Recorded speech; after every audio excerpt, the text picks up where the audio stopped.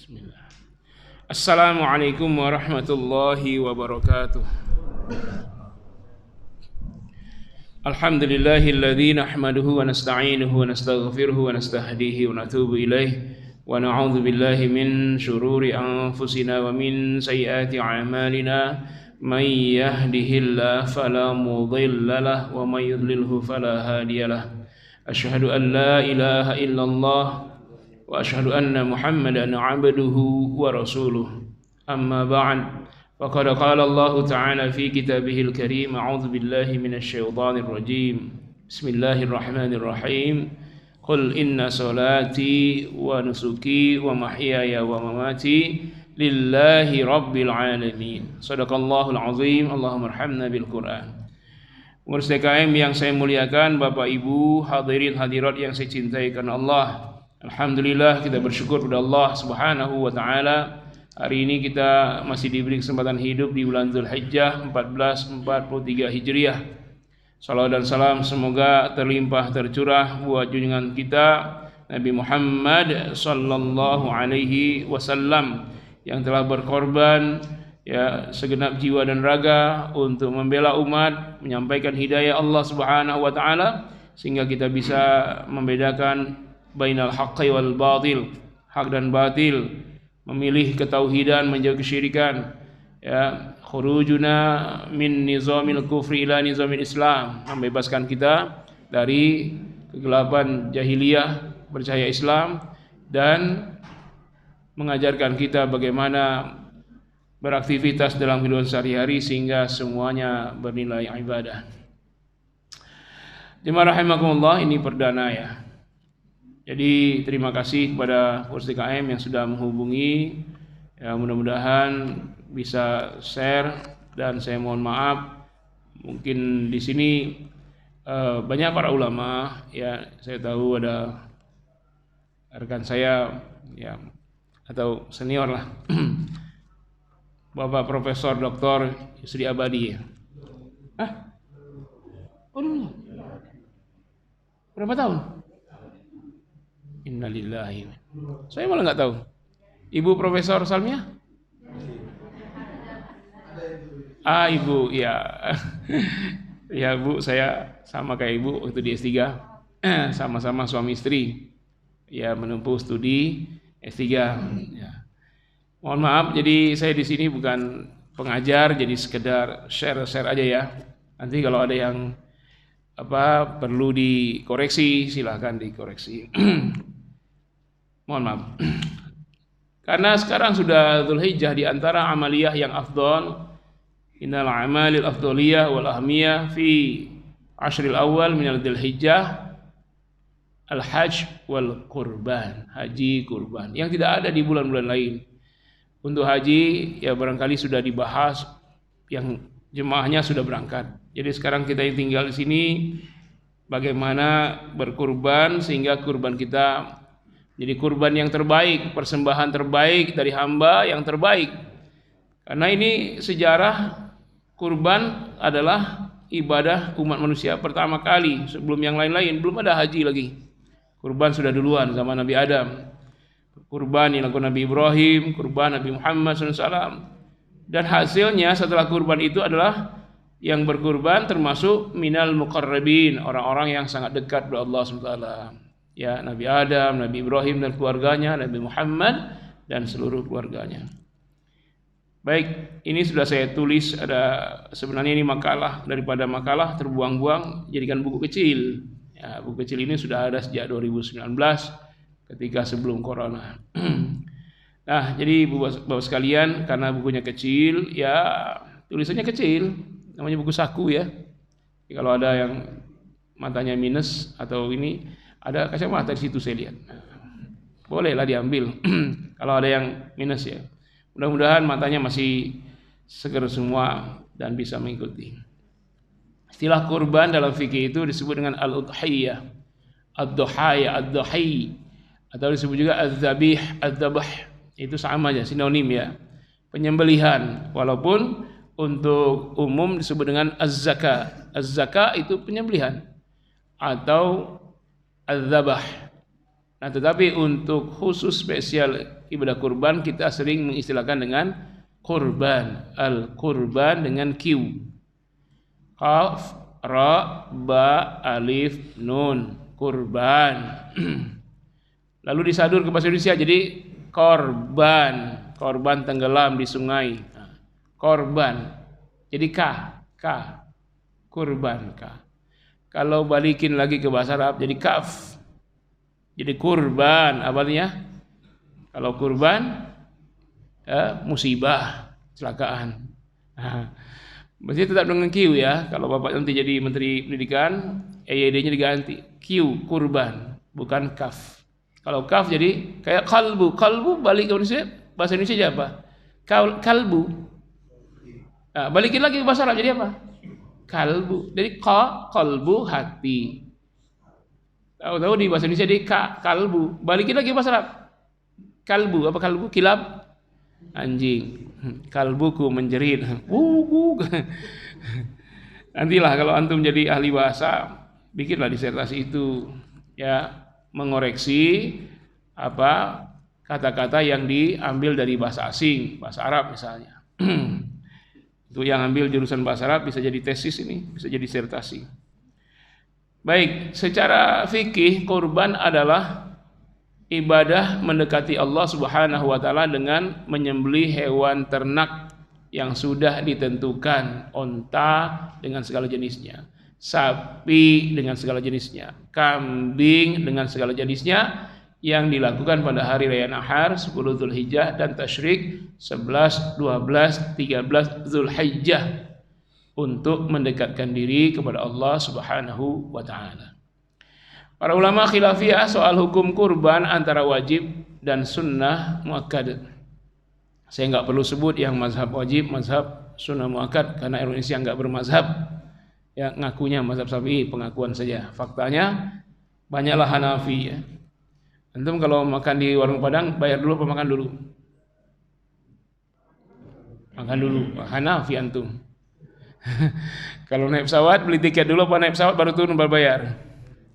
Tiket. Nah, Syafi'i antum. Tapi naik angkot Hanafi. Enggak jelas ya. Nah, jadi enggak usah bicara itu, kita dalilnya aja ya. Nanti kenanya ke Syafi'i, kenanya ke Hanafi, antum juga enggak tahu, ya terserahlah. Antara wajib dan sunnah muakkad, yang menyatakan wajib dalil-dalilnya yang pertama surat Al-An'am 162.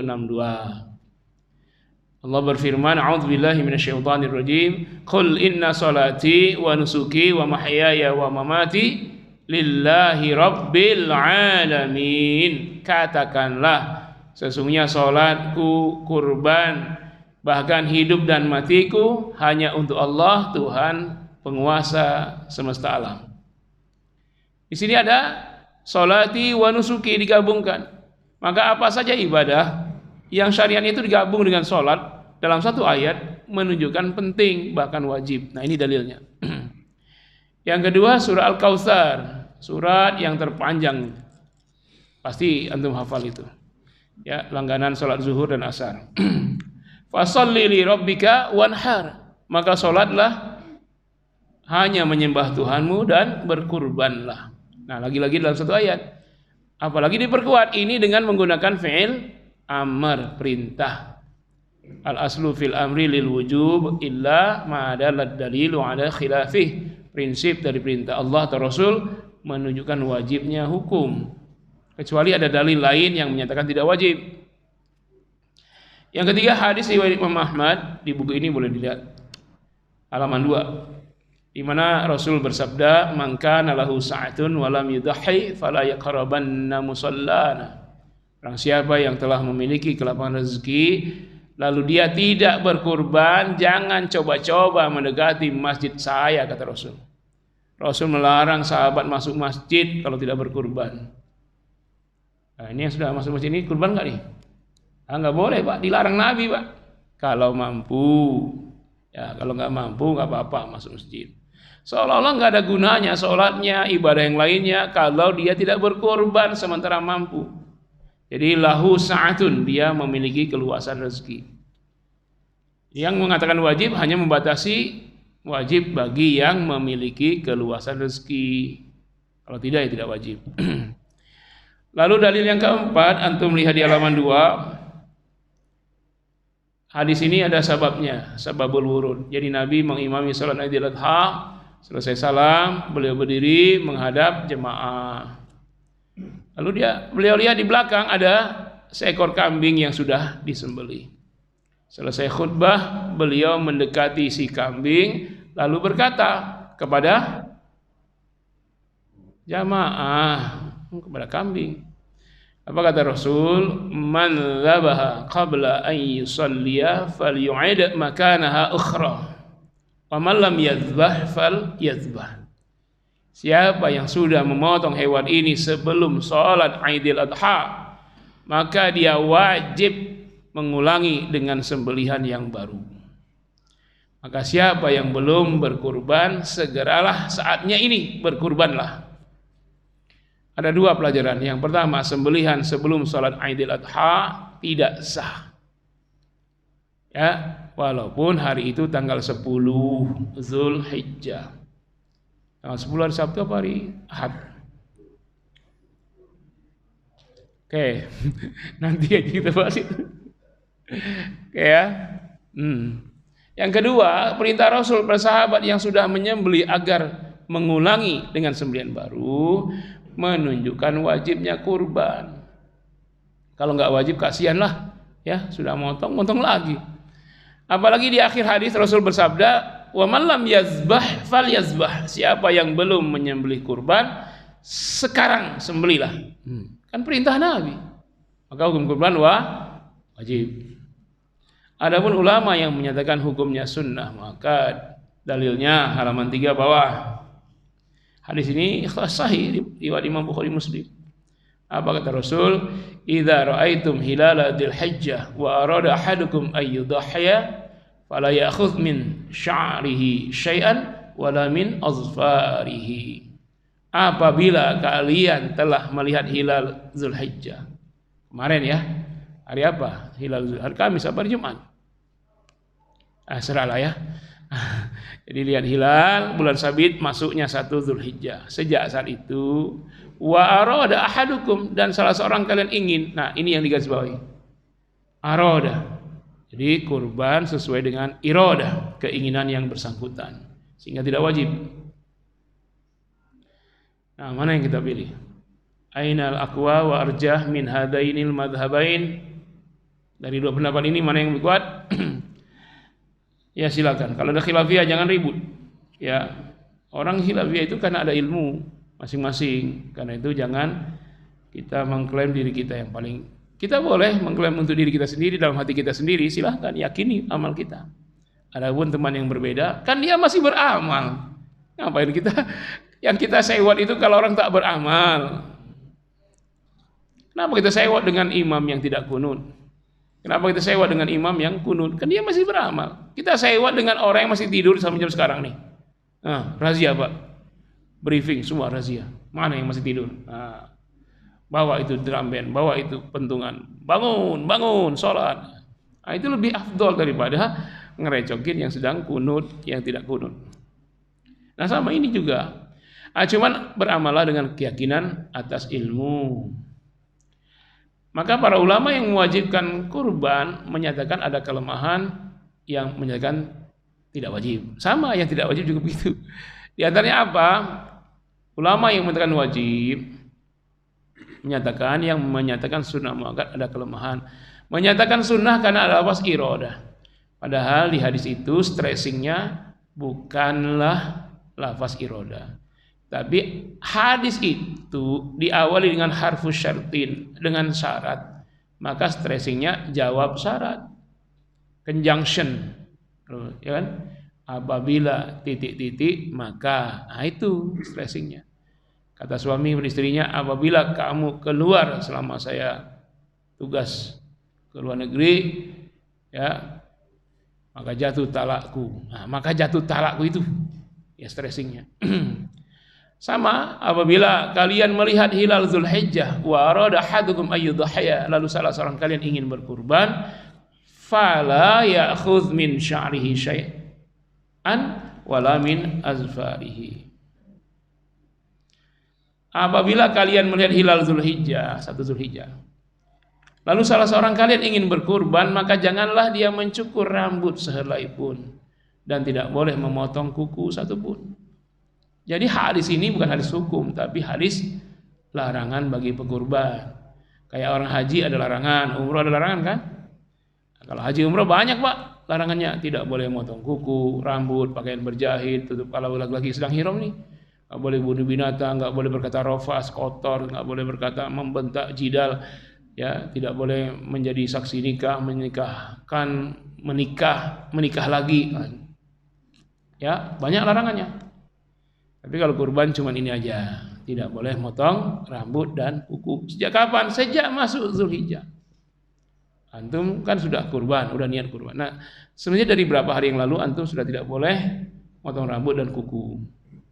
Rambut dalam pengertian semua, rambut, jambang, kumis, bulu ketiak, dan semua yang tumbuh di atas kulit, baik dengan memotongnya, mengguntingnya, mencabutnya, mencukurnya. Dan tidak boleh juga memotong kuku, baik kuku tangan maupun kuku kaki. Sampai kapan tahallulnya? Sampai sholat Idul Adha selesai. Ketika imam assalamualaikum warahmatullahi wabarakatuh, sholat Idul Adha, baru tahallul. Silakan yang memotong kuku, mau rambut. Terserahlah antum memegang pendapat hukumnya mana. Ya, karena ada hadis, ya, diantaranya sahabat Utsman ada tidak berkurban sekali, tapi setiap tahun berkurban, ada sekali tidak. Begitupun sahabat yang lain. Jadi ini khilafiyah. Sekarang doa penyembelihan. Nah, inti dari kurban itu penyembelihan. Inilah hablum minallah. Soal tadi mendaftar, mencari hewan, merawatnya sampai hari H, itu hablum minannas. Nah, penyembelihan itu persembahan kepada Allah. Itulah hablum minallah. Nah, jadi yang paling diperhatikan supaya menjadi terbaik penyembelihan. Apa tempat penyembelihan yang terbaik, hewan terbaik, sang penyembelih terbaik, doa terbaik. Kalau biasanya motong ayam, bebek, semua itu cukup bismillahi wallahu akbar atau bismillahi Allahu akbar. Dah. Halal dia, bagus dia. Tapi kalau kurban ada beda. Apa bedanya? Nama pekurban menjadi doa, dicantumkan dalam doa. Ada 3 redaksi Rasulullah ketika menyembelih hewan kurban. Kalau menyembelih hewan biasa, Rasul baca bismillah, cukup. Kadang-kadang bismillah Allahu akbar, kadang-kadang bismillah. Orang Yahudi itu, Pak, orang Yahudi itu kalau punya kambing, punya apa aja, mereka enggak mau nyembelih. Mereka antar Nabi yang sembelih. Mereka enggak mau masuk Islam, tapi kalau memotong diantar. Nah, sama Nabi. Termasuk sahabat, kalaupun kadang-kadang ada yang siasat, dalam tanda kutip, kasih 2 ekor domba, ya Rasul, tolong. Dikasih kepada Rasul, sembelihlah, dimasak oleh ibunda Aisyah. Nah, karena Rasul itu dermawan. Ibu Aisyah radhiyallahu anha lebih dermawan juga. Disembelih oleh Rasul, dimasak oleh ibunda Aisyah. Lalu mereka di luar ngantri bawa mangkok kosong. Hasilnya nanti setelah dimasak habis. Bahkan untuk Rasul pun nggak ada. Sahabat-sahabat ngantri. Ya ibunda kami belum. Nah udah nih. Sampai habis. Kalau ibunda Aisyah radhiyallahu anha, beliau cerdas. Maka disisihkan 2 mangkok. Satu untuk beliau, satu untuk Rasul. Tahu-tahu habis. Nah, pas. Karena kalau orang cerdas tahu dia pembagian berapa orang sampai totalnya berapa dan dia dapat. Nah, antum cara distribusi daging kurban pakai ilmunya Ibunda Aisyah radhiyallahu anha. Ini bukan kurban, hari biasa. Rasul sudah nyembelih, dakwah. Pulang. Nah, pikiran wah udah matang ini. Tongseng, udah matang tongseng. Itu sudah dibagi semua. Ada yang datang lagi, ya ibunda, saya belum dapat. Aduh, gimana ini? Udah beliau kasihlah jatah beliau. Ya, nanti yang satu lagi bisa semangkok berdua bersama Rasul. Tahu-tahu sebelum Rasul pulang ada lagi yang ngakunya musafir, kelaparan. Bingung gimana ini? Aduh, akhirnya jatah Rasul pun dikasih. Lalu balik Rasulullah. Ya Humairah, gimana? Udah selesai? Udah matang? Udah. Mana? Sudah. Apa sudah? Ya sudah. Sudah selesai. Habis. Kemana itu? Semuanya sudah terbagi ya Rasulullah. Nah, Rasul marah nggak? Alhamdulillah. Lagi begitu datang lagi, ya Rasul. Katanya ada bagi-bagi tongseng nih, saya belum dapat. Kelihatan wajahnya kusut ya, bajunya. Waduh, ini musafir kelaparan. Apa kata Rasul? Udah nggak ada, enggak, itu kita begitu. Kamu pergi ke pasar, itu ada tukang daging, belilah. Katakan hutang Muhammad. Pergilah orang itu, bawa daging, dimasak oleh Ibunda Aisyah, semua dia bawa tanpa tersisa. Itu. Jadi kalau jadi panitia kurban, cukuplah dengan pembagian, lalu habis, alhamdulillah. Iya, apa betul begitu? Nanti ya. Oke ya, para panitia kurban siap-siap mencontoh Rasulullah dan Ibunda Aisyah. 3 doa yang terdeteksi oleh saya di hadis. Mungkin ada yang lain ya. Yang pertama, Rasul sebelum menyembelih membaca doa, Bismillah Allahumma taqabbal min Muhammadin wa ali Muhammadin wa ummati Muhammadin. Dengan nama Allah, ya Allah terimalah ini kurban dari Muhammad, keluarga Muhammad dan umat Muhammad. Beliau sembelih. Redaksi yang kedua, beliau menambahkan dari doa tadi, Bismillah Allahumma taqabbal min Muhammad wa ali Muhammad wa ali Muhammad, Allahumma inna hadza minka walaka. Ya Allah, sesungguhnya ini kurban darimu, rezeki darimu. Walaka, dan aku laksanakan laka, ikhlas hanya karenamu. Bismillah, Allahumma. Langsung aja. Tadi apa? Bismillah Allahumma taqabbal min Muhammadi wa ali Muhammadi wa ummati Muhammad, Allahumma inna hadza minka walaka. Sembelih. Redaksi ketiga agak panjang dalam hadis riwayat Imam Abu Daud. Sebelum menyembelih, dan ini juga doa pekurban. Bapak Ibu boleh lihat halaman 10. Nanti yang bawa pulpen digarisin mana yang doa pekurban. Doa ini dibaca oleh si tukang potong, dibaca oleh pekurban. Kalau pekurban langsung menyembelih hewannya, ya ini doanya untuk diri sendiri. Kalau diwakilkan tukang potong baca doa ini, pekurban baca doa ini. Inni wajjahtu wajhiya lilladzi fataras samawati wal arda ala millati Ibrahim hanifan wa ma ana minal musyrikin. Inna salati wa nusuki wa mahyaya wa mamati lillahi rabbil alamin la syarika lahu wa bidzalika umirtu wa ana minal muslimin. Sampai wa ana minal muslimin itu doa pekurban dan pemotong. Pekurban selesai di situ. Selesai wa ana minal muslimin, pekurban bebas doa apa saja. Dan inilah waktunya doa mustajabah. Doa, ya Allah semoga anakku yang kuliah lulus cum laude, ya Allah semoga suamiku setia, yang istrinya ya, yang suaminya doa, ya Allah semoga istriku izinkan tambah 1.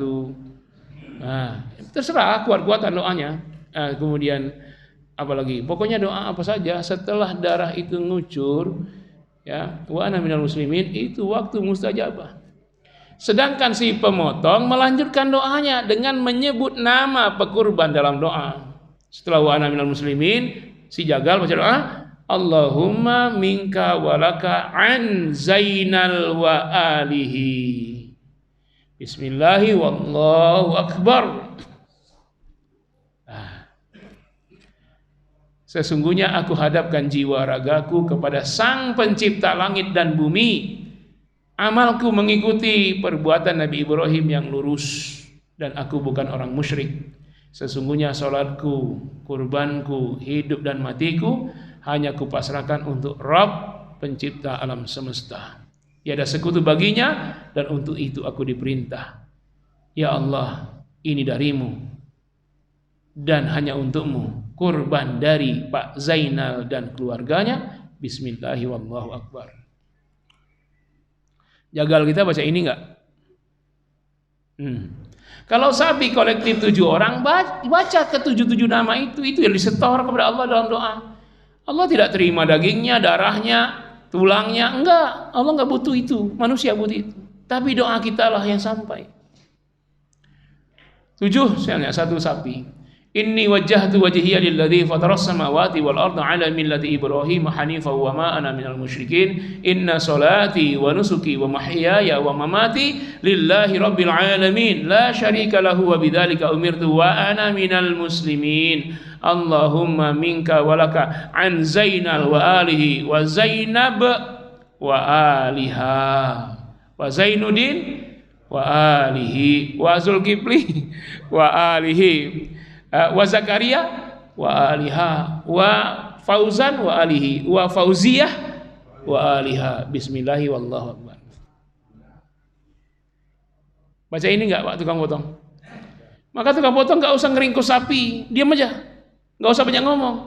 Tunggu aja sampai tukang ringkus selesai, hewannya tenangkan dulu, jangan lagi stres. Kan baru diikat tuh stres tuh. Tunggu dulu. Doa itulah nanti yang menenangkan si hewan. Ya. Jangan lagi stres. Kalau lagi stres, itu darahnya tidak terpompa secara utuh. Nanti dagingnya mengandung darah. Itu banyak bakteri, itu sumber penyakit stroke apa itu di situ. Kalau dia lagi tenang, dibacain doa, yang lain juga tidak. Ini jangan banyak ngomong, apalagi sambil ngerokok. Yang baca doa itu yang motong, bukan marbot. Sudah tenang hewan, baru bismillahi wallahu akbar. Kalau sudah akbar sudah, jangan lagi hayo, enggak usah lagi, sudah akbar itu udah. Kalaupun hewan belum siap, jangan bicara, si tukang potong diem. Tenangkan dirinya. Hewan itu ngelihat kalau si tukang potong tenang, dia kontak, dia pun tenang. Kalau gerasa gerusuk tukang potongnya, dia pun panik. Nah, hasilnya jadi daging berpenyakit kalau hewan itu stres. Ya, jangan sembelih ketika hewan lagi stres. Nah, ini senada antara tukang potong dengan sapi itu, seia sekata. Ya. Lalu yang berikutnya halaman 10, hukum menjual bagian tubuh hewan atau menjadikan upah. Apa saja terserah, kulit, kepala, jeroan, bulu, kaki, haram. Nabi bersabda, man ba'a jilda udhiyatihi fala udhiyatallah. Siapa yang menjual kulit hewan kurbannya, batal kurbannya. Kalau panitia yang mengerjakan itu, panitia dosa besar. Bukan miliknya kok jual-jual. Upah jual nggak boleh. Hadis riwayat Imam Bukhari Muslim dari sahabat Ali radhiyallahu anhu, dia berkata, amaroni Rasulullah sallallahu alaihi wasallam an aquma ala budanihi. Rasul memerintahkan saya jadi ketua panitia ngurus korban Nabi. Kenapa? Budanihi itu jamak onta-onta beliau. Nah, ini ada sarahnya ya. Berapa ekor? Berapa ekor Pak onta Nabi? Budanihi berapa kurban Nabi? Dalam hadis yang lain riwayat Imam Abu Daud juga Ibnu Majah. Nah, Abu Daud dan Ibnu Majah 100 ekor onta tiap tahun. Kecuali lagi paceklik beliau berkurban dengan 2 ekor kibas. Lagi heboh nggak itu? Ada yang bilang cukup satu saja satu keluarga, satu saja satu keluarga. Ada. Heboh nggak itu di medsos? Sehingga orang kaya pun cukup 1 ekor kambing saja. Terserahlah, 1 kambing habis dengan dia aja sekeluarga. Nabi 100 ekor onta Pak. Kalau lagi paceklik barulah beliau 2 ekor kibas. Kalau kita lagi banyak duit ya 2 ekor kibas itu ya. Lagi paceklik nggak kurban. Lalu apa kata Ali? Wa an atasaddaqa bilahmiha, agar saya mensedekahkan daging-dagingnya, wa juludiha, kulitnya, wa ajillatiha, jeroan, bulu sekalipun. Wa alla atal jazzar minha, jangan aku berikan upah tukang potong dari situ, dari hewan. Tanya orang, ya Ali dari mana? Kan 100 ekor berat tukang potong itu. Resiko ditendang onta, resiko digigit onta kepalanya. Onta itu nurun ke bawah di kepala tukang potongnya. Itu kan bahaya. Nah, masa nggak dikasih upah? Nahnu nu'atihi min indina, kami bayar tukang jagal dari yang lain, dari uang lain. Makanya akad kurban pisahin mana akad upah potong operasional, mana kurban. Kolektif sepertujuh sapi 3,5 juta dalam kurung sudah termasuk upah potong dan operasional. Boleh nggak gitu? Antum ketipu oleh panitia nanti. Kan dalam kurung berarti bebas. Mau dia beli yang 2 juta, operasionalnya 1,5, urusan dia. Rugi lah antum. Mending dipisah. Kurban kolektif sepertujuh 3.200.000. Ditambah biaya operasional, upah potong 300.000. Total 3,5 juta. Itu akadnya. Nanti panitia mau bayar tukang potong, mau beli balok, beli kantong, sewa tenda dari yang 300.000, bukan yang 3.200.000. Dibatasi biaya potongnya. Kalau antum bilang 3,5 juta sudah termasuk biaya potong dan operasional, nggak dibatasi oleh panitia, terserah, ya kan? Operasional 2 juta, cari hewan 1,5 juta, lumayan 2 juta, nggak dosa dia, karena akad begitu. Baikin akadnya, perbaikin. Boleh juga yang seperti itu, boleh, tapi antum gimana dapat 3,5 juta dapat anak domba? Iya kan, mestinya dapat domba besar, dapat anak domba. Kenapa dia bayarkan dengan 2 juta? Nggak salah panitia. Orang nggak dijelaskan akadnya gimana? Iya, makanya dipisahin. Kata Ali, kami pakai uang lain untuk bayar panitia dari uang lain. Panitia dibayar nggak? Bayar dong, kasih upah. Tapi bukan dari hewan. Ngasih kulit, ngasih kepala, kaki. Apa akadnya? Kalau upah haram. Ini lagi Pak. Syarat dan distribusi itu halaman 12. Saya yakin ada panitia ini. Makanya berdebat-debat nih panitia nih. Biarinlah. Pertama, orang yang berkurban mampu menyiapkan baik uang maupun hewan dengan cara halal dan tidak boleh dari hutang. Pak Ustadz, saya mau kurban ini. Ya. Panitia nggak usah tanya-tanya, diam aja ya. Bapak uang dari mana? Jangan, diam aja.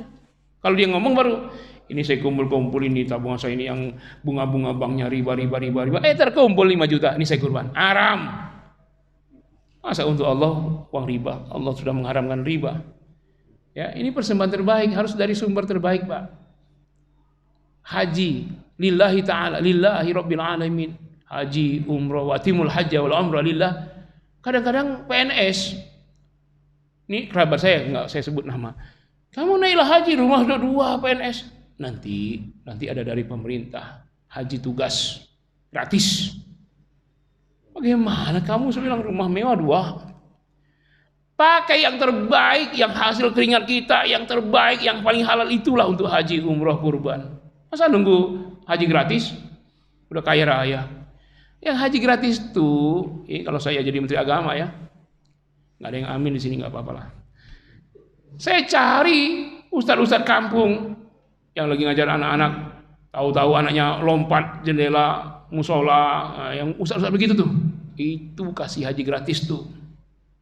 Ya, nggak ada gajinya dia di musola itu. Kadang-kadang anak muridnya ini banyak tingkahnya, dia di musola sendiri aja ngajar 40 anak di musola kampung-kampung itu, Pak. Nah, itu kasih haji gratis oleh pemerintah. Jangan yang sudah naik haji berkali-kali kasih gratis lagi. Nah, itu saya bilang kamu salah itu. Jangan, rumah udah 2. Itu hak orang diambil. Itu pun seleksi belum tentu lulus kan? Nah, kalau mati belum haji gimana? Nah, haji, kurban, jangan cari gratis-gratis. Yang paling halal, yang paling keringat kita itu untuk kurban haji dan umroh. Ya, tapi yang begitu pun sekarang daftar haji mahal.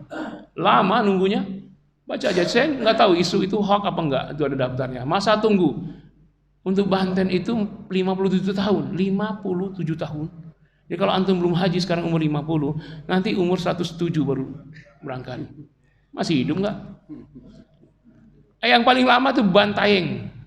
Bantaeng dari mana tuh? 100 tahun kurang 3. 97 tahun. Makanya haji jalan kaki aja lebih cepat. Ya. Yang kedua nggak boleh dari hutang. Karena hutang itu pasti nggak terbaik. Kurban itu terbaik. Kalau hutang nggak bisa apa-apa. Antum ngutang dengan manusia. Kiri hutang, kanan hutang, depan hutang. Mau keluar lewat mana? Terbang. Lewat belakang. Lewat belakang gang sempit. Susah. Makanya jangan hutang. Untuk pribadi aja hutang itu jelek. Apalagi persembahan udah Allah amat jelek. Hutang beli kambing nggak boleh. Tapi kalau antum punya hutang, tapi ada uang lain yang bukan hutang, boleh nggak kurban? Boleh. Tapi kalau semata-mata hutang untuk kurban, itu dihindari.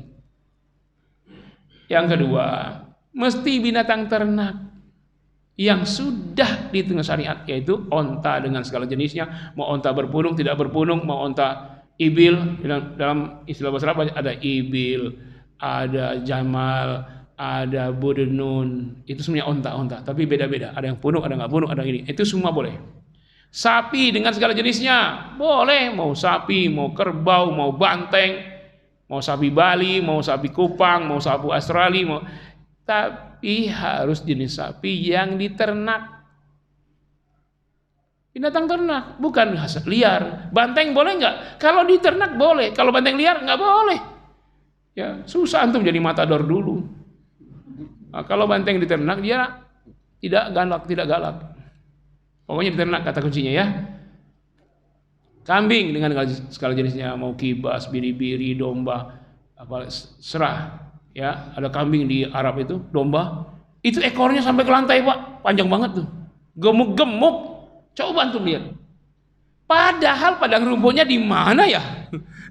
Antum kalau naik, tapi kalau sekarang udah naik kereta 2 jam. Kalau yang 5 jam naik bis, kiri kanan tuh padang rumput. Sekarang udah rumput. Dulu kering, gunung-gunung. Tapi kalau kita lihat ada sekumpulan domba-domba gemuk semua. Di mana sungainya? Minum di mana rumputnya? Kok bisa gemuk begitu ya? Benar, Pak. Tapi sekarang udah hijau. Dulu masih 2013 itu belum hijau. Kiri kanan. Pas ada peternak domba, gendut-gendut dombanya. Makan apa? Rumput nggak ada. Di tempat kita makan rumput hijau banyak, mati. Barokah itu namanya barokah. Ya, apa itu barokah? Rumput yang tumbuh hijau walaupun dengan sedikit air, atau domba-domba yang berkembang biak dengan sangat besar walaupun dengan sedikit rumput. Nah, itu namanya barokah. Antum gajinya 1,5 juta, barokah. Tahu-tahu tiap bulan saldo 1 juta, entah dari mana. Itu barokah. Antum gajinya 150 juta, tiap bulan ngutang 300 juta. Enggak berkah. Tidak boleh dikonversi dengan yang lain. Enggak boleh dikonversi. Bagaimana kalau kambing ini kan banyak orang enggak mau. Berapa? 4 juta kita konversi jadi ayam. Berapa ekor tuh? 40.000 seekor. 100 ekor ayam. Kasihanlah tukang potongnya. Ini wajah tuh wajah lillazi fatras samawati wal ardi. Sehari belum kelar itu. Nah, nggak boleh dikonversi. Nggak boleh konversi dengan uang di tempat musibah ya. Oh iya, daripada kita korban kambing dengan uang, itu sedekah bukan kurban.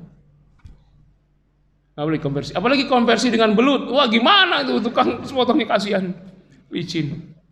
Nggak boleh. Udah ini. Apalagi ayatnya kurban dan sholat digandeng. Sholat boleh nggak kita berekspresi, berkreasi? Nah, kurban juga nggak boleh. Subuh 2 rakaat cemen, baru bangun, 20 rakaat dong, sekalian olahraga, boleh? Nggak boleh sholat. Nah, kurban juga nggak boleh kreatif, nggak boleh. Dalam hal-hal yang lain, ekonomi, kreatif lah. Dalam ibadah jangan, apalagi ibadah mah tuh. Tidak boleh cacat. Ada 4 cacat haram. Ini panitia ya. Apa 4 cacat haram? Sakit, al-maridu, bayyinu mardiha, yang jelas-jelas sakit. Sekarang wabah PKM. Kalau dia kena wabah, tapi baru awal, itu masih boleh. Tapi kalau secara hukum kehewanan dia betul-betul sakit yang tak berdaya, haram kurban dengan hewan sakit. Siapkan itu termogan yang tes. Ternyata 40 derajat Celcius kena corona, itu nggak boleh kalau manusia. Nah yang kedua, al-aura bainu auriha, binatang buta, jelas butanya. Dari mana tahu? Pas jalan nabrak tiang listrik, ngapain nabrak dinding, buta.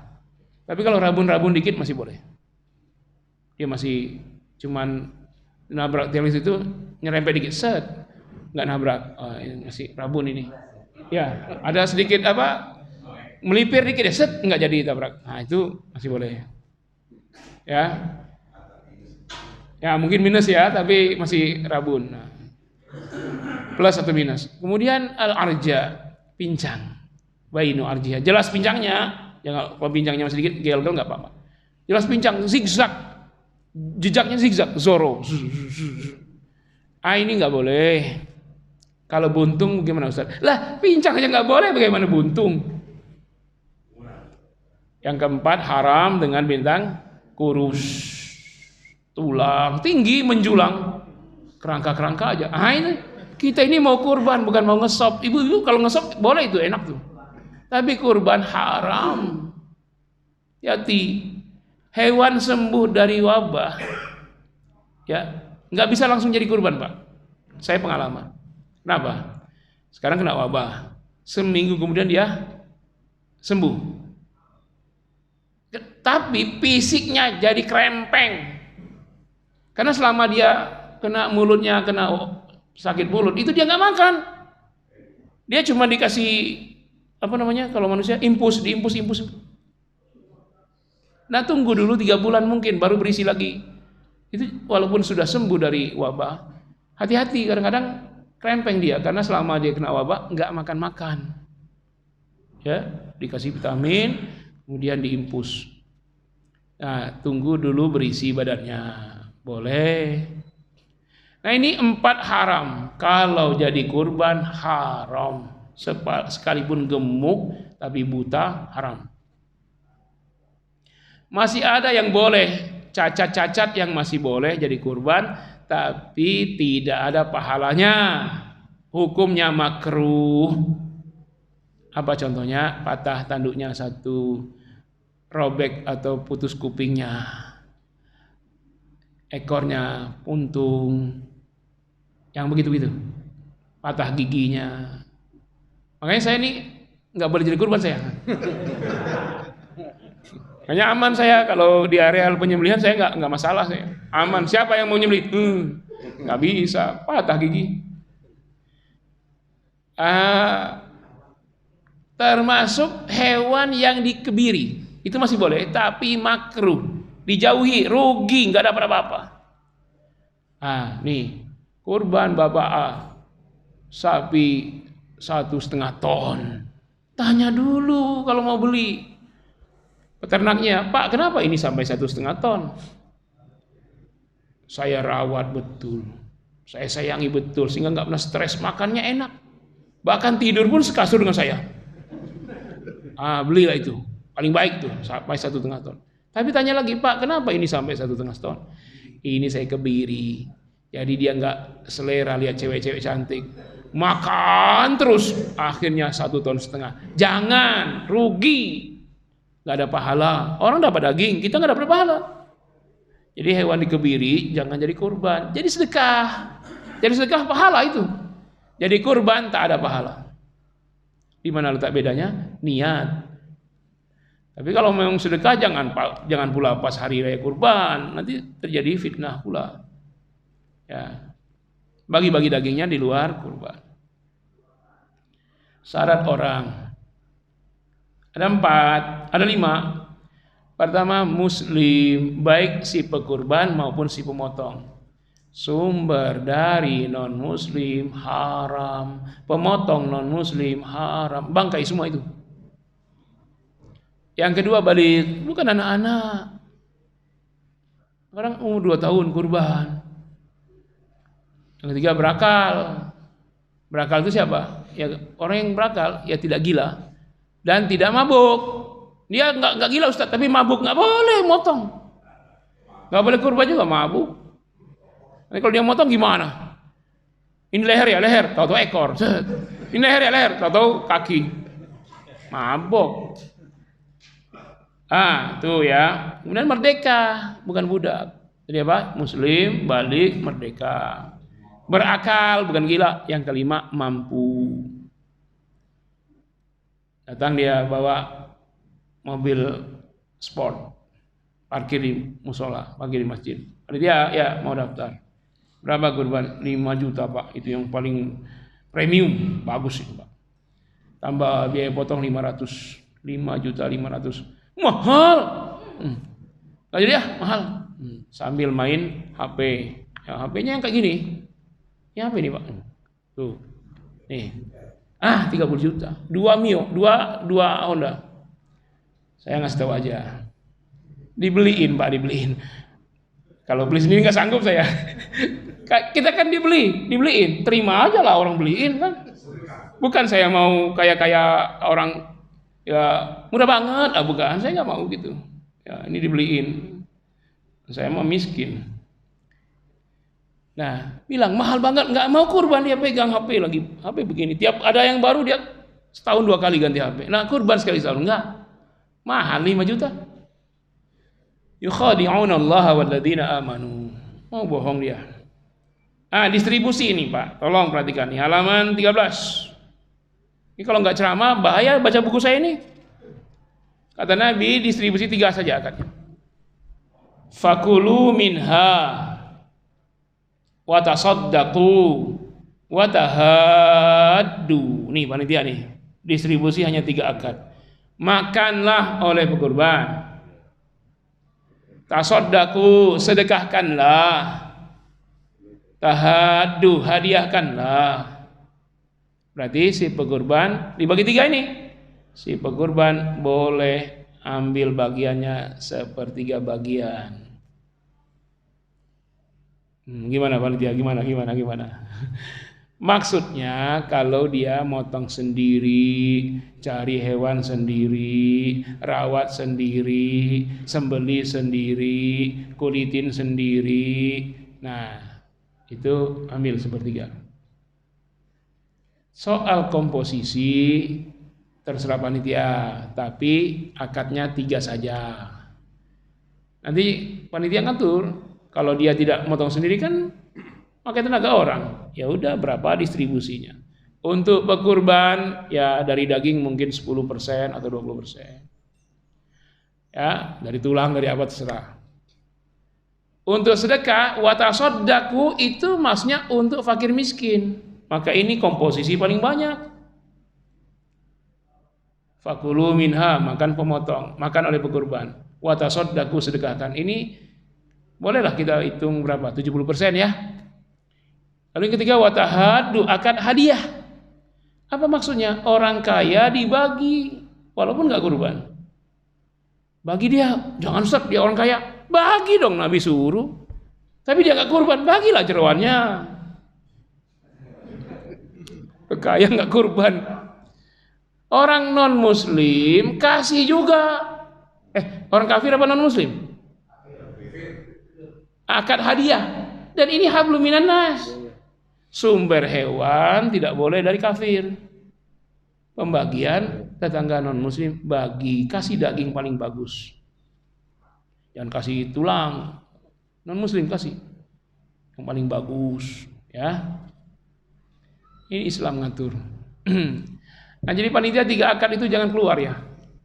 Dimakan berkurban, sedekahkan, hadiahkan. 3 akadnya, nggak ada sewain, jualin, nggak ada. Nggak ada akad jual, nggak ada akad sewa, upah, nggak ada. Panitia dikasih yang jadi panitia. Apa itu akadnya? Hati, apa akadnya? Karena panitia dikasih upah, haram. Bukan karena dia jadi panitia dikasih. Antum kasih panitia itu individunya, hak dia. Kalau dia kaya, akad hadiah. Kalau panitianya miskin, akad sedekah. Dikasih ke panitia, kasih semua. Jangan akad upah. Ibu-ibu diambil 10 kilo pagi-pagi. Sudah dipotong, ambil 10 kilo, dimasak, dimakan. Jangan dulu, Pak. Haram gak tuh? Akadnya apa itu? Upah panitia haram. Tapi kalau misalnya sudah zuhur, matang nih, tongsengnya matang nih, bapak-bapak sekalian, ting ting ting ting, ayo makan. Tahu-tahu ada yang dari pagi tidur aja, bukan panitia, ikut makan. Diusir apa enggak? Kalau antum usir, berarti itu jadi upah panitia, haram. Tapi kalau yang enggak kerja pun makan, ayo monggo makan. Halal karena dia bukan upah. Ya, sedekah jadinya. Sekalipun orangnya gendut, enggak mau kerja, tidur aja, pas tongsengnya matang dia duluan yang makan, enggak apa-apa. Karena kita bukan mengupahkan panitia. Sedekah. Jadi yang tidak panitia pun boleh. Makanya ibu-ibu pas ngambil pagi-pagi itu, ya itu apa? Jangan jadi upah panitia, jangan khusus panitia, jangan. Kalau khusus panitia jadi upah, maka haram. Ya, jadi yang enggak panitia pun ayo makan. Dek, makan dek. Nah. Jadi yang enggak kerja, yang enggak ngapain, yang masih tidur, tai matanya masih sebesar kelereng, ajak makan. Berarti bukan upah. Jadi apa? Kalau yang tidur-tiduran tadi orang kaya jadi hadiah. Kalau yang tidur-tiduran orang miskin jadi sedekah. Ya. Jadi sama ya amalnya, tapi beda di niat. Niat menentukan apakah halal atau haram. Terakhir. Perlakuan terhadap hewan. Hewan kurban jangan disamakan dengan hewan di pasar. Kalau hewan dipotong untuk jual pasar, kita samakan dengan hewan kurban, boleh, bagus. Tapi hewan kurban disamakan dengan hewan sembelihan untuk dijual di pasar tiap hari, itu nggak boleh. Spesial, apa diantaranya? Kata Nabi, potong dengan golok yang tajam. Kalau kamu sembelilah dengan pisau setajam-tajamnya. Tes dulu, Pak. Pakai kertas, tisu, goloknya ya. Golok. Tajam nih. Ya, jangan pakai tangan dites. Itu jangan sampai udah lepas kulitnya, tahu-tahu uratnya belum putus sampai 5 menit. Waduh, penyiksaan. Yang kedua, jangan mengasah golok di depan hewan. Kamu ingin membunuh hewan ini berkali-kali apa? Kata Nabi. Ya, jangankan ngasah, memperlihatkan golok di depan hewan hidup aja jangan. Dia nggak ngerti Ustaz, ngertilah dia. Dia punya insting, bukan hewan itu benda mati. Ya, lalu jangan menyembelih hewan di depan hewan hidup. Kalau hewannya udah mati boleh. Hewan hidup, giring ke tempat penyembelihan dengan baik. Giring bukan nama ketua partai. Giring tuh gitu. Masa itu disembelih? Jadi dibaringkan menghadap kiblat. Bagian mana? Bagian sudut rusuk kiri di bawah. Menghadap kiblat, ya. Kiblat. Berarti baringnya kepala di situ, bukan kepala di sini. Menghadap kiblat. Itu termasuk diantaranya. Membaca doa sebelum menyembelih dilakukan oleh jagal. Lalu dilarang mencaci hewan. Kambing lu. Ya memang di kambing, tapi jangan dihardik. Rasain. Apa permintaan terakhir? Jangan. Terakhir nih ya. Jangan menguliti, memutus kepala, memutus 4 urat nadi, memutus ekor. Maaf, ini kambing sering kehilangan. Mengambil kemaluannya sebelum mati betulan. Belum mati udah hilang kemaluannya. Ada itu Pak kambing ini gituin tuh. Ada nggak? Antum kalau masih hidup bilang gimana? Itu haram, binatang jadi bangke. Pastikan hewan itu mati karena disembelih, bukan mati diputus kepala, bukan mati karena diputus nadi, bukan mati karena dikuliti. Maaf, kadang-kadang jagalnya nggak ngerti agama, dia jago nyembeli. Karena nanti setelah ini ada lagi motong tempat lain, mau cepat, baru disembelih dia putus-putus itu nadi kaki hewan tuh. Mana boleh. Jadi hewan itu mati adalah perlakuan terakhir. Kalau terakhirnya disembelih, mati disembelih halal. Tapi kalau terakhirnya setelah disembelih, terakhirnya apa? Diputus kepalanya. Belum mati udah diputus, maka dia bangkai. Belum mati dia udah dikulitin. Mati dikulitin bukan mati disembelih. Belum mati dia diputus nadinya. Mati diputus nadi bukan disembelih. Jadi bangkai dia. Ya. Kan ini direkam nih. Nanti aja tukang jagal nonton, ya, supaya ngerti juga. Kadang-kadang mau cepat. Masa kita makan bangkai? Ini jemaah sekalian, waktu sudah tidak memungkinkan, sudah sampai jam 6. Tadinya saya mau sampai jam 6 sore ya, tapi bapak-bapak sudah pada resah, di luar sudah ada si kotak. Oke lah, barangkali ada pertanyaan, saya persilakan untuk 10 menit ya. Ya Pak Ji. Assalamualaikum warahmatullahi wabarakatuh. Waalaikumsalam. Ustaz, antara niat dan pelaksanaan kurban terhadap diri seseorang itu apakah bisa diterima kalau teknis pelaksanaannya itu bergulir, dalam arti seperti di dalam arisan keluarga itu ada arisan kurban. Kan ada 2 periode biasanya, tahun pertama dan tahun kedua bergilir. Nah itu apakah bisa diniatkan berkurban buat arisan itu? Ya, baik. Itu dulu ya saya jawab ya. Oh ya, sebelum saya jawab,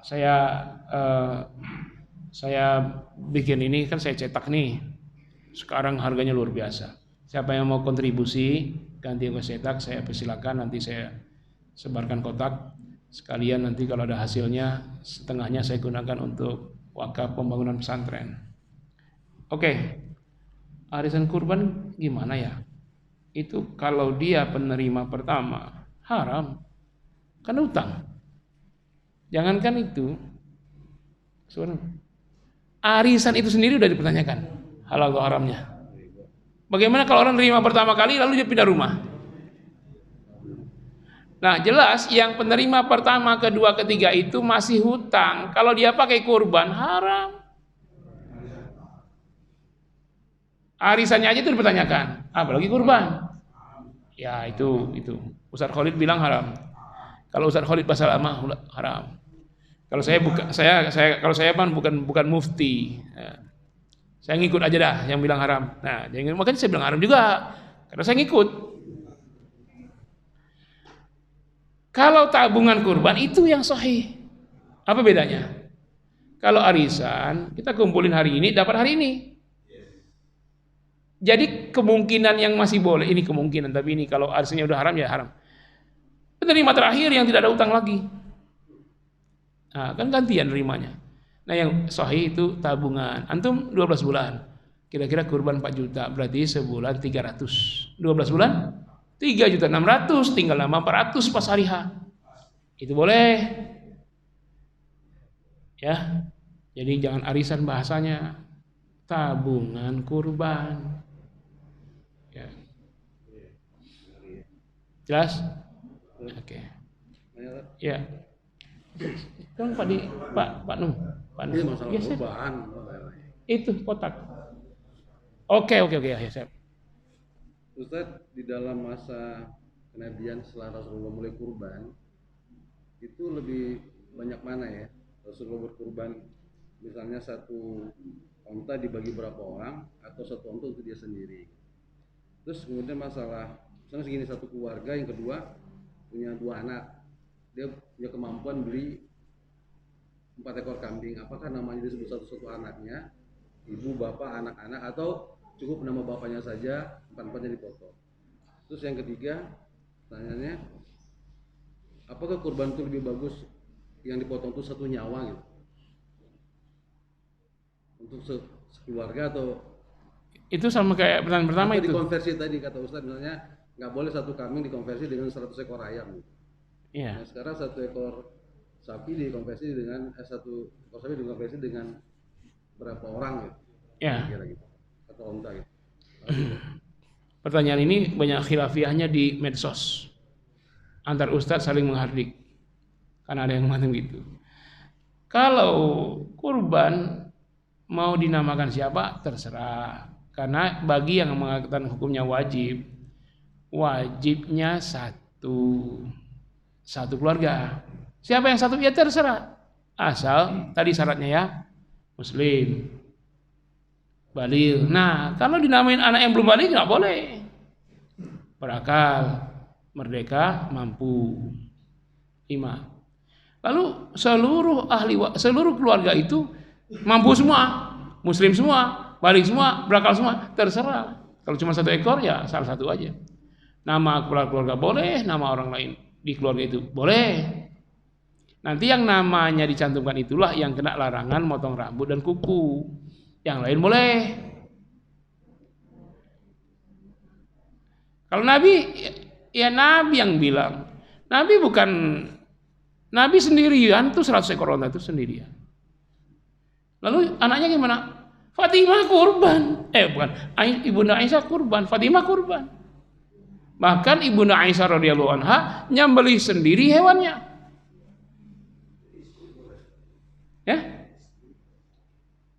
Ya kan untuk beramal soleh min zakarin au unsa boleh, nggak terlarang laki perempuan untuk beramal soleh termasuk kurban. Kayak haji boleh laki, boleh perempuan, boleh anak, boleh semua.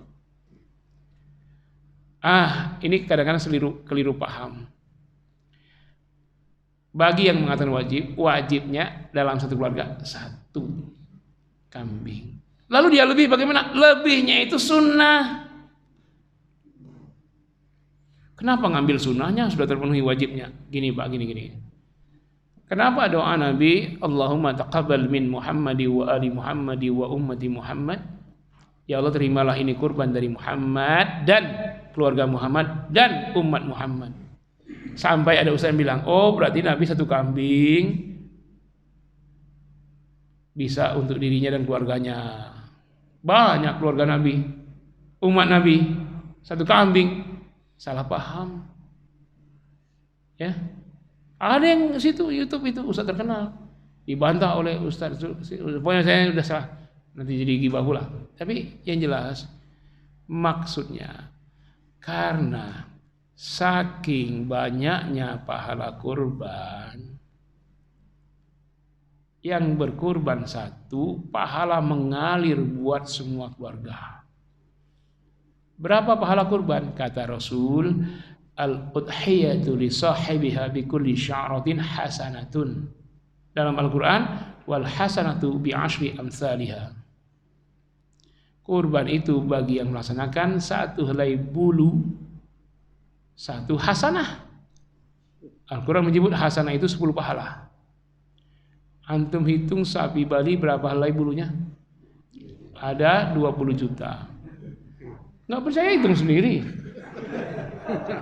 Kali 10. Baru bulunya Pak. Ini kan paling tidak dimakan, paling nggak ada harganya. Kalau Nabi menyebut yang paling tidak berharga saja pahala begitu dari tubuh hewan, apalagi yang paling berharga. Ada yang makan bulu nggak? Dari bulu aja 10. Sekarang yang nggak dimakan darah. Kata Nabi juga, qatratud dam hasanatun. Setetes darah hasanah. 10 pahala. Nanti tampung pakai ember, pisahin darahnya setetes-tetes. Berapa? Kali 10. Itu dari yang tidak dimakan. Bukan dari daging. Bukan dari tulang yang bisa disop. Dari bulu dan darah. Saking banyak, apalagi amalnya orang beriman, apalagi amalnya Nabi, maka pahalanya akan berlimpah. Maksudnya yang berkurban satu orang Nabi Muhammad, pahalanya mengalir untuk keluarganya semua, pahalanya mengalir untuk umatnya semua. Nah, karena itu akadnya jangan diganti. Kalau Nabi mengatakan Muhammad dan keluarga, maka kita juga gitu, kurban Zainal dan keluarga. Jangan dibalik, keluarga Zainal, salah. Maknanya salah, Pak. Kalau Zainal dan keluarga yang kurban satu orang. Kalau keluarga Zainal yang kurban sekeluarga besar satu ekor kambing. Ini akadnya gimana di sini? Zainal dan keluarga. Karena saya udah isi pengajian di Al-Kausar, mungkin panitia ikut. Ya. Jadi kurban satu ekor kambing satu orang. Terserah pilih aja yang mana yang sudah balik. Mau diganti tahun ini siapa, nggak mesti nama kepala keluarga terus, ya. Tapi akadnya itu yang menentukan. Boleh nggak satu orang dua? Boleh. Nabi 100 ekor, onta lagi. Anaknya 10 ekor, bapaknya 10 ekor, boleh. Nah, adapun nanti yang masih tidak balik, masih anak-anak, tiba-tiba dia kurban, boleh. Kalau yang baliknya di keluarga itu sudah kurban, boleh. Kalau yang baliknya nggak ada kurban, tiba-tiba anak 2 tahun kurban, itu yang nggak sah. Karena dia tidak melaksanakan kewajiban. Jadi, adapun untuk kambing sapi 7 pekurban, onta, itu hadis Nabi sahih, Pak. 1 ekor kambing kolektif bisa sendiri, berdua, bertiga, berempat, berlima, berenam, bertujuh, berdelapan. 8 nggak boleh. Jadi nggak usah dipaksa 7. 1 sapi nomor 5 pekurbannya 1, 2, 3, 4, 5. Ini belum lengkap nih, baru 6. Nggak apa-apa, asalkan yang 6 ini mau melunasin harga sapi semuanya, boleh nggak? Boleh. Maka tapi jangan terjadi ya, sapi nomor 7 tahu-tahu cuma 3 pekurban, ada nggak sini? Nunggu 7 ya, nunggu 7. Ini orang 7 pun boleh beda-beda. Harga sapi 25 juta, 27 juta. Satu orang 20 juta, yang lain 1 juta, boleh. Asal yang 20 juta ikhlas, yang 1 juta juga ikhlas. Wah, ikhlas banget tuh yang 1 juta. Nah, kolektif itu boleh sampai 7. Atau dia sendirian 20 juta, lalu yang lain dia masukkan 6 orang, kamu saya ikutkan ya, boleh juga. Yang nggak boleh itu 8. Kalau begitu 1 sapi 1 domba 8. Ya, nggak mesti 7 sapi itu, Pak. Jadi 5 orang bisa, 1 orang 5 sapi bisa juga. 1 orang 1 sapi juga boleh. Iya kan? Jadi jangan dibatasi, 7 itu maksimal. Melebihinya nggak boleh. Lebih afdal mana tuh? Lebih afdal yang mana? Lebih afdal yang ikhlas. Dan hewan yang terbaik. Orang tanya, mana yang bagus? Domba, kambing, sapi, apa onta? Mana yang lebih afdal? Maksudnya, mohon maaf, 1 nyawa untuk 1 keluarga atau 1 nyawa untuk 7 keluarga gitu? Semakin banyak hewan kurbannya, semakin baik. Ya, itu semakin baik. Kenapa? Ini meriah syiar min syairillah. Perumahan elit, kurban, sapi 3 ekor. Ini karena orang berasumsi kurban itu bagi-bagi daging. Ini perumahan elit, ngapain di sini? Kurban sana aja, jauh-jauh. Sono, online, sono, jauh-jauh. Kalau mau yang begitu mah di luar kurban 11 bulan itu, bantu mereka yang susah itu. Kalau di negeri Anda banyak orang kafirnya, tetangga Anda di sini perumahan, di sinilah banyak-banyak. 100 ekor sapi, 1000 ekor kambing, gemeter tuh yang non muslim tuh. Tapi dia dapat daging, alhamdulillah. Enggak dia nggak ngucap itu. Itu Pak. Jadi kurban itu di mana Anda tinggal itu dibanyakkan di situ. Kamu kurban enggak, saya di sana jauh. Fitnah ini. Kurban itu enggak boleh tanpa nama. Kurban tanpa nama, hamba Allah, enggak boleh. Saya mau ikhlas nih supaya enggak disebut nama saya ikhlas. Syiar min sya'airillah. Nabi mengumumkan nama-nama pekurban. Nabi menyebut dengan keras nama pekurban dalam doa. Jadi nama itu jadi doa. Pekurban itu namanya jadi doa. Jadi nggak ada kurban hamba Allah supaya ikhlas. Urusan dia mau ikhlas. Tapi syiar kurban jangan hilang. Kalau kurban cuman bagi-bagi daging, nggak usah repot. Kita kirim ke RPH, dapat daging enak, rapi. Bukan itunya. Min sya'airillah, simbol syiar agama Allah. Jangan sampai hilang hanya gara-gara asumsi kurban sekedar bagi daging. Ya, dia harus mengalirkan darah. Kita kurban setiap tahun 100 ekor sapi. Tahu-tahu terjadi perang, diserang oleh Ukraina, oleh Israel. Nah, kita udah biasa melihat darah mengalir. Jangan takut. Nah, ini bukan provokasi, bukan apa. Ini syariat kurban itu memang seperti itu. Nah, yang terbaik yang mana? Yang mana saja yang sehat, yang ini. Tapi kalau konteks tauhid, selain sehat dan lain itu, sekarang mana hewan yang masih disembah orang? Sapi, ya kan? India itu membantai kaum muslimin, sakit hati dia karena kita sembelih sapi. Nah, maka di sini sembelihlah sapi. Kalau mau tanya yang terbaik secara hukum, secara fikih sama aja. Terserah hewan manapun yang kamu ikhlas yang paling bagus. Tapi kalau secara tauhid, mana yang sekarang jadi sembahan orang? Kambing udah jarang yang nyembah. Onta dulu ada orang-orang jahiliyah, tapi sekarang udah jarang. Yang masih banyak sekarang sapi. Ustaz, kita menghormati tetangga kita yang Hindu-Hindu itu, kita jangan potong sapi. Itu toleransi kebablasan. Enggak ada kaitan dengan Hindunya, kaitannya kok benda disembah, makhluk disembah. Nah, itu yang kita sembelih. Jadi niatkan menyembelih kesyirikan. Ya. Nah, makanya pindah ke India, kita sembelih sapi. Tapi nanti dibantainya kita. Ya, pikir-pikirlah untuk hal seperti itu ya. Tapi kalau diri kita mayoritas muslim, ya udah sembelihlah sapi. Antum korban 7 kambing, itu setara dagingnya, setara dengan 1 paha sapi. Ya kan? Ruginya banyak kalau bagi-bagi untuk orang bagi makan daging. Nah, kalau sapi masih banyak. Sekecil-kecilnya sapi dibandingkan 7 kambing yang besar-besar, masih banyak dagingnya sekecil-kecilnya sapi. Itu. Ya, tapi hati-hati juga kalau sapi kena wabah, kan rawan ya. Malah ke kambing kalau kambing. Tapi katanya kambing juga kena wabah juga ya. Bukan hanya sapi. Jadi perhitunganlah semuanya dilihat, kesehatannya dilihat, semua dilihat. Oke, itu saja ya, mudah-mudahan. Ya. Waalaikumsalam.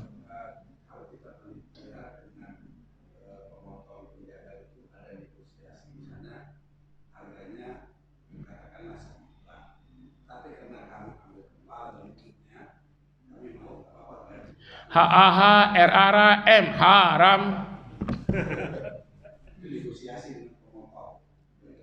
Jadi menjadikan kepala dan kulit sebagai sebagai penawar itu sama upah. Ya jadi gini, 1 juta per ekor dari menyembelih sampai mencacah. Kalau kepala dan kulit untuk pemotong maka jadi 800, sama saja menjadikan kepala dan kulit 200.000.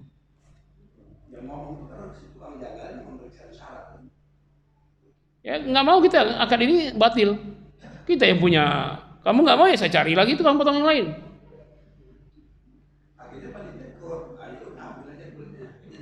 Kalau mau halal jangan dikaitkan dengan bayaran. Ini bayarannya 1 juta. Mau dia dapat kulit atau tidak, tetap segitu. Maka kulit dan kepala sebagai, ini tukang potongnya kaya apa miskin? Ini sedekah buat kalian. Sedekah boleh, tapi tidak mengurangi harga upah. Kalau karena memberi kepala dan kulit menjadi kurang harga upah, sama saja menjadikan kepala kulit upah. Jadi juru bicara, ketua panitia. Ya. Ya kan dirapatin. Nanti hasil rapatnya apa?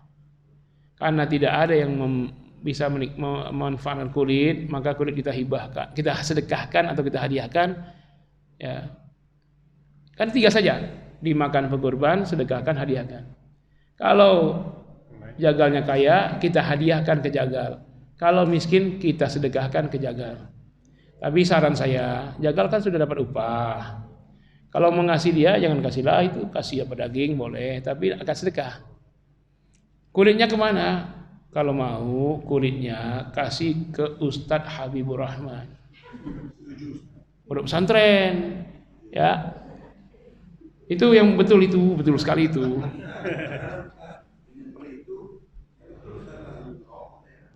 Itu nggak ada akhlak. Jadi syarat penyembelih Muslim balik berakal, diutamakan laki-laki, menjaga sholat, dan kalau Imam Syafi'i lebih ketat, harus ahli fikih. Antum ngakunya mazhab siapa? Syafi'i. Mensyaratkan tukang potong harus ahli fikih. Makanya kita dulu memang agak kuat megang mazhab Syafi'i. Makanya mak kita, bapak kita dulu kalau mau motong ayam aja antar ke rumah ustadz, ya enggak? Karena ustadz ahli fikih. Ya enggak, ingat enggak dulu? Sekarang udah pakai ayam potong, enggak lagi gitu. Yahudi saja Pak mau motong kambing antar ke Rasulullah. Yahudi tetangga di Madinah, ya tetangga Nabi. Mau potong apa? Nabi jasa motong doang. Kadang-kadang mereka kasih bukan untuk ikhlas. Yahudi itu munafik. Dia tahu nanti Nabi masak, dia datang lagi bawa mangkok kosong. Ya, jadi Yahudi aja minta tolong Nabi nyembelihin. Makanya yang ustadz ini harus jago motong. Ya, ustadz ketua DKM nih, ayo. Ketua DKM motong sapi bison itu, banteng itu kan. Ketua DKM. Nanti ada syarat pemilihan ketua DKM, salah satunya apa? Jago motong. Ya, itu enggak canda.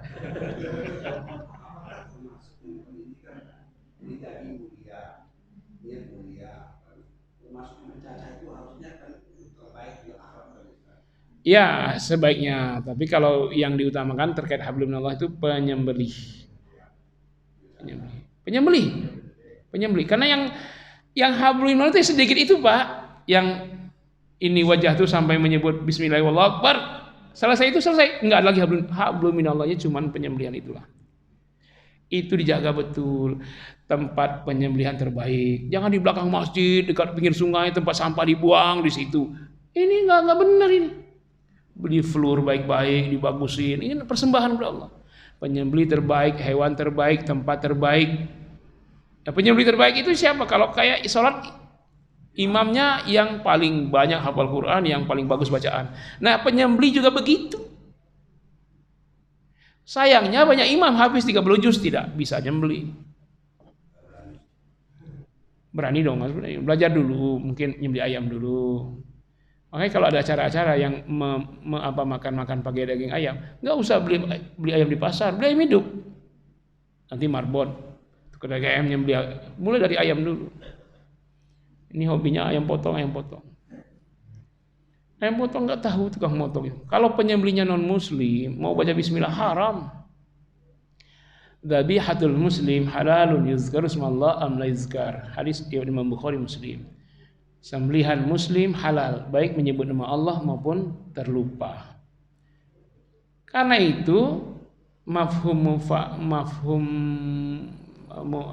mukhalafah dalam usul fikih ya. Dhabihatul kafir haramun. Sembelihan orang kafir haram. Mau baca bismillah 20 juta kali, bismillah. Haram. Kamu mau nyembelih? Iya. Kamu kan non muslim? Iya. Syahadat dulu, baru boleh. Ya. Nah, kalau penyembelih muslim tapi keimanannya, makanya syarat Imam Syafi'i itu tambahannya si pemotong wajib faqih.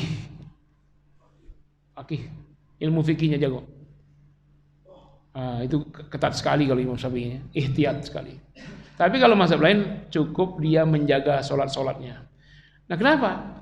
Kalau dia tidak sholat, banyak hadis menyebutkan man taraka sholat faqad kafara. Siapa yang tinggalin sholat maka kafir. Al farqu bainal muslimi wal kafir as-sholat. Bedanya mukmin kafir sholat. Ma bainana wa bainal kafir as-sholat. Yang memisahkan kita dan kafir adalah sholat. Itu hadis lebih sahih semua. Kalau dia tidak sholat, nanti dia kafir, Pak. Dia sembelih 60 ekor sapi, bangkai semua. KTP-nya Islam. Tapi kata Nabi, karena dia nggak sholat, kafir.